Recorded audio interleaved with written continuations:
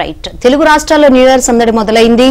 ఉదయం నుంచే ఆలయాలకు భక్తుల రద్దీ పెరిగింది. అంతా మంచి జరగాలి, కొత్త సంవత్సరం సందర్భంగా సుఖ సంతోషాలతో ఉండాలని ఆ దేవదేవులను ప్రార్థిస్తూ పూజలైతే చేస్తున్న పరిస్థితులు అయితే కనిపిస్తున్నాయి. విశాఖపట్నంలో ఎటువంటి పరిస్థితి ఉందో వివరించేందుకు మా ప్రతినిధి రామకృష్ణ లైవ్ ద్వారా సిద్ధంగా ఉన్నారు.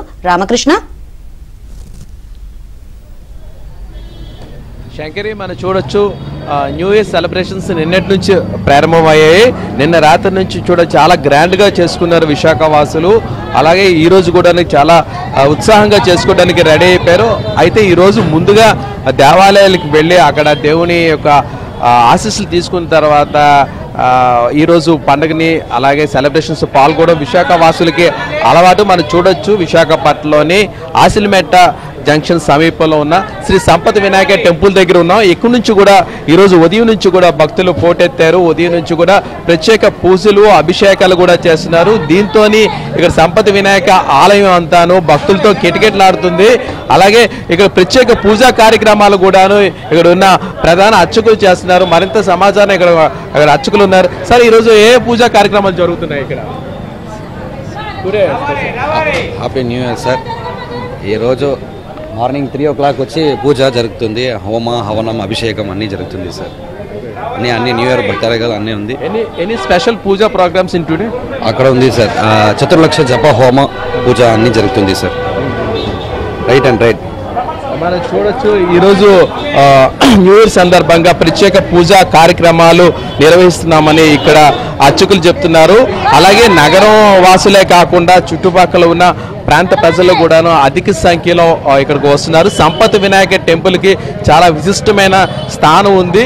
ఏ కోరికలు కోరినా స్వామివారు తీరుస్తారనే భక్తుల విశ్వాసం. అలాగే కొత్త వాహనాలు కానీ ఏదైనా శుభకార్యాలు కానీ జరిగితే ఫస్ట్ ఇక్కడే ఇన్విటేషన్ ఇచ్చిన తర్వాత మాత్రమే తమ పూజా కార్యక్రమాలు కూడా నిర్వహిస్తారు.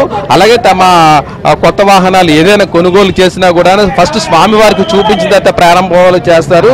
శుభలేఖలు కానీ ఏవైనా కూడా ఫస్ట్ స్వామివారికి ఇవ్వడం ఇక్కడ విశాఖ వాసులకి అలవాటు. అలాగే ఈరోజు న్యూ ఇయర్ కాబట్టి విశాఖలోని పెద్ద ఎత్తున ప్రజలు తరలి వచ్చారు. ముఖ్యంగా మహిళా భక్తులు కూడా అధిక సంఖ్యలో వచ్చి స్వామివారికి ప్రత్యేక పూజా కార్యక్రమాలు నిర్వహిస్తున్నారు. సంపత్ వినాయక టెంపుల్ అంటే విశాఖ వాసులకే కాదు ఉత్తరాంధ్రలో ఉన్న అందరికీ కూడా తెలుసు.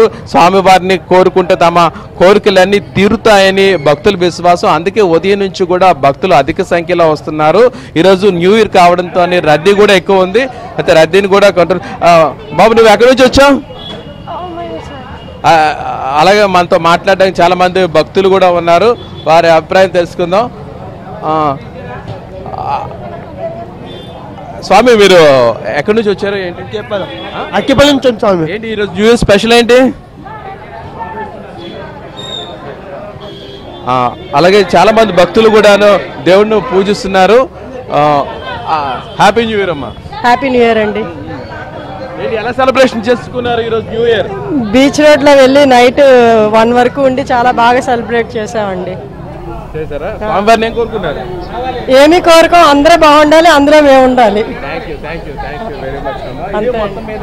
పరిస్థితి సంపత్ వినాయక టెంపుల్లో ఉన్నాము. ఇక్కడ న్యూ ఇయర్ సెలబ్రేషన్ చాలా గ్రాండ్ గా జరుగుతున్నాయి. భక్తులు కూడా అధిక సంఖ్యలో వస్తున్నారు.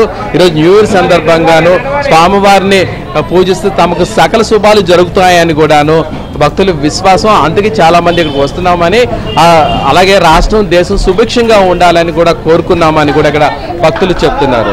Watch Hyderabad studio.